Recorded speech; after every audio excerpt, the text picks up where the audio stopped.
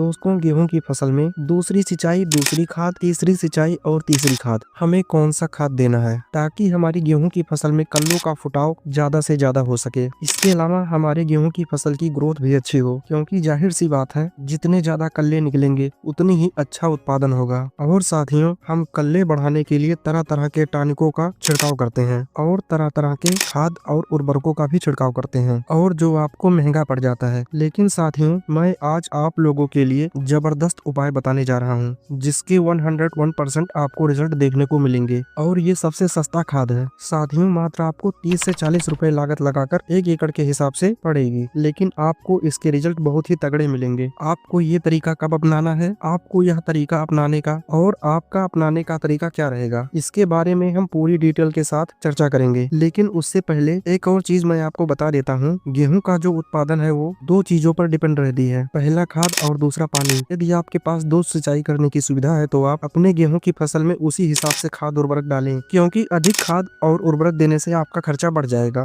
और उत्पादन भी उतना नहीं हो पाएगा। साथियों, जब भी आप गेहूं फसल की दूसरी सिंचाई करने जा रहे हो तो उसमें आपको एक कॉम्बिनेशन बनाना है। 500 ग्राम जिंक लेना है और 2.5 से 3 किलोग्राम यूरिया लेना है। उसके बाद आपको 3 किलोग्राम गुड़ लेना है। इसके बाद आपको चूना लेना है। चूने को रात में भिगो कर रख देना है और सुबह में चूने का पानी निकाल के इन सब का घोल 1000 लीटर पानी में बना लेना है। यह 1 एकड़ के लिए तैयार किया गया कॉम्बिनेशन है। इसका आपको स्प्रे मशीन की सहायता से गेहूं की फसल में कर देना है। इसके बाद आपके गेहूं की फसल में रुकी हुई ग्रोथ बहुत तेजी से आगे बढ़ने लगेगी और गेहूं की फसल में फुटाव भी तेजी से होने लगेगा। और जब हम दूसरी पानी लगा रहे होते हैं तो उस स्टेज पर फास्फोरस की मात्रा दी जाती है, उसको हम NPK 0-34 के रूप में देते हैं, क्योंकि इसमें 52% फास्फोरस होता है और 34% पोटास होता है। आपको दूसरी सिंचाई के समय NPK 0-34 का छिड़काव करना होता है। NPK 0-34 और यूरिया को मिक्स करके आप छिड़काव कर सकते हैं। साथियों, यदि आपने अपने फसल में फास्फोरस दिए हैं तो या फिर कम मात्रा में दिए हैं या फिर फास्फोरस की कमी आपके अपने गेहूं की फसल में दिखाई दे रही है, तो उस कंडीशन में आपको 2 से 2.5 किलोग्राम DAP रात में भिगो कर रख देना है, क्योंकि इसको गलने में काफी समय लगता है।